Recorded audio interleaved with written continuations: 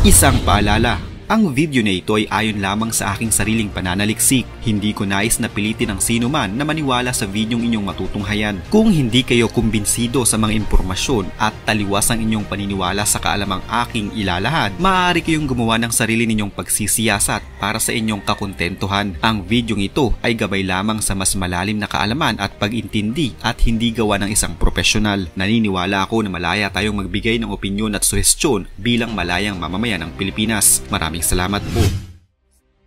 Kung noong mga nakalipas na taon, ang China ay parang hari na walang kinatatakutan at walang sinasantong kalaban. Pero sa muling pagkakaluklok ni Donald Trump bilang pinakabagong Pangulo ng Estados Unidos, tila naubusan sila ng bala at ang tangi na lamang nilang magagawa ay ang humingi ng tulong mula sa ibang mga bansa, partikular na sa mga kalapit lamang nila, ang mga bansang nasa Southeast Asia. Alam naman nating lahat na ang Pilipinas ay parte ng Southeast Asia at apektado din sa bagong polisiya ni Donald Trump patungkol sa taripa na ipinataw niya sa iba't ibang mga bansa. Pero ang malaking katanungan ngayon ay pupunta din ba si Xi Jinping, ang Pangulo ng China, sa Pilipinas upang hingan tayo ng suporta? Mag-aaksaya kaya siya ng panahon para hikayatin niya ang Pilipinas? Ang sagot sa pagpapatuloy ng ating video.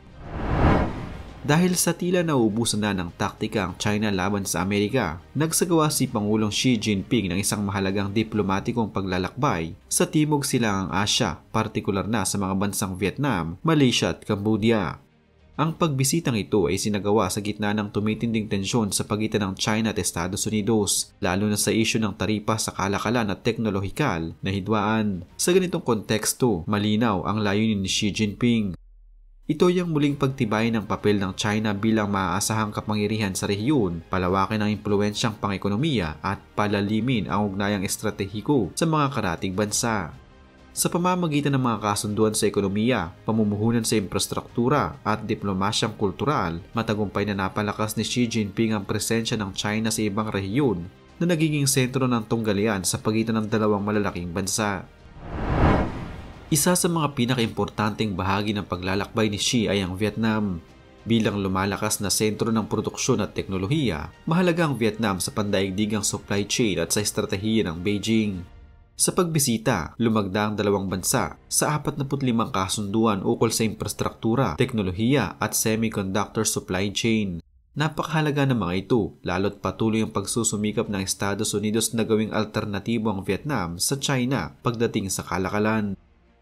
Binigyang din ni Xi Jinping ang kahalagahan ng Digital Silk Road, kung saan kasali ang artificial intelligence, data infrastructure at cybersecurity. Napag-usapan rin ang mga tensyon sa South China Sea at parehong panig ang nangakong gagamit ng umiiral na mga mekanismo upang ayusin ang sigalot.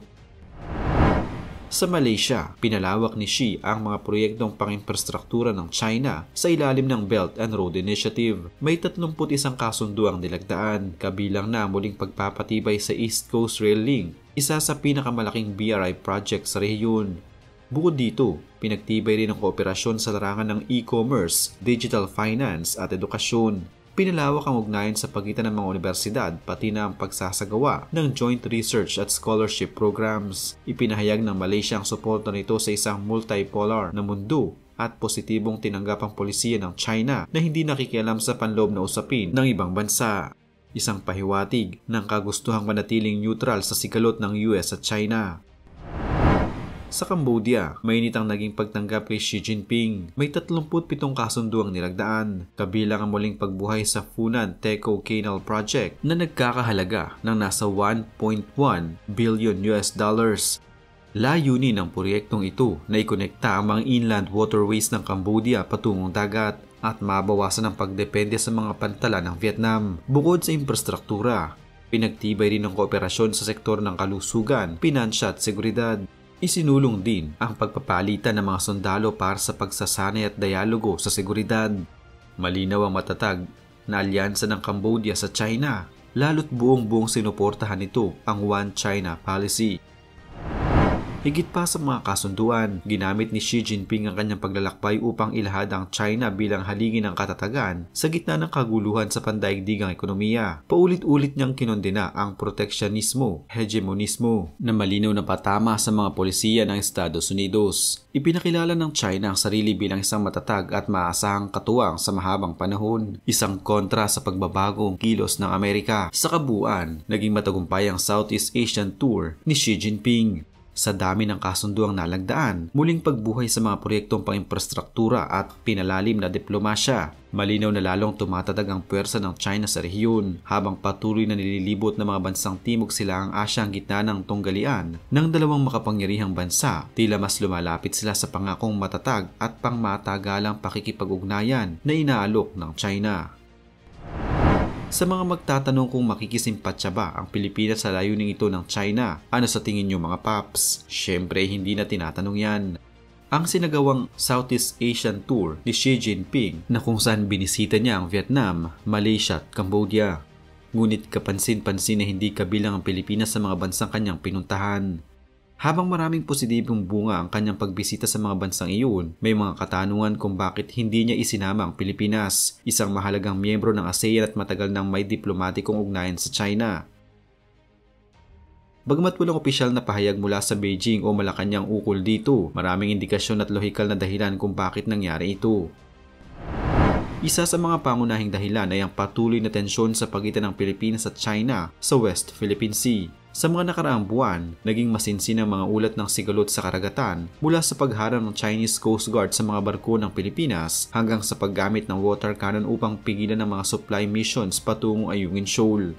Ang mga insidenteng ito ay nagpapakita ng matinding hindi pagkakaunawaan at kakulangan ng tiwala sa pagitan ng dalawang bansa. Sa ganitong maselan na panahon, ang pagbisita ng isang lider ng estado tulad ni Xi Jinping ay maaaring magdulot ng mas malawak na kontrobersiya at protesta sa loob ng Pilipinas.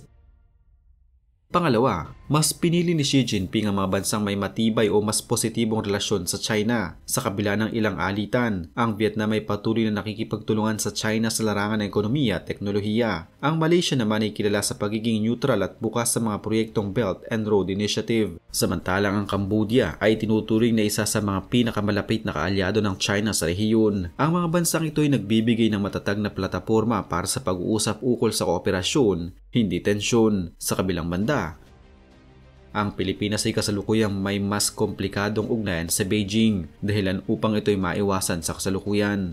Isa ring salik ang lumalalim na alyansa ng Pilipinas at Estados Unidos.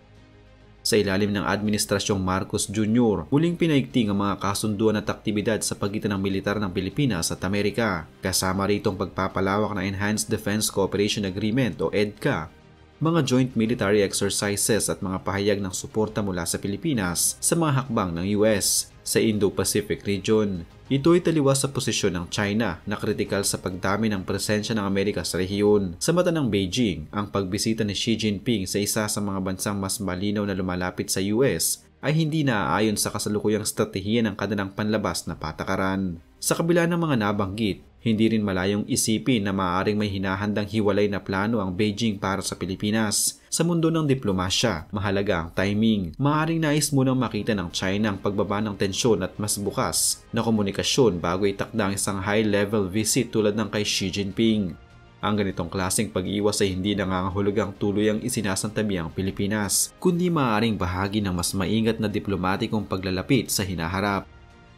Sa kabuuan, ang hindi pagkakasama ng Pilipinas sa Southeast Asian Tour ni Xi Jinping ay isang estratehikong hakbang na nakaangkla sa kasalukuyang mga isyu ng sigalot sa dagat, lalim ng alyansa ng Pilipinas sa US at diplomatikong kalkulasyon ng China. Isa itong paalala na sa internasyonal na relasyon, hindi lamang palitan ng ngiti at kasunduan ang mahalaga, kundi pati ang konteksto ng mga umiiral na tensyon, tiwala at geopolitikal na interes.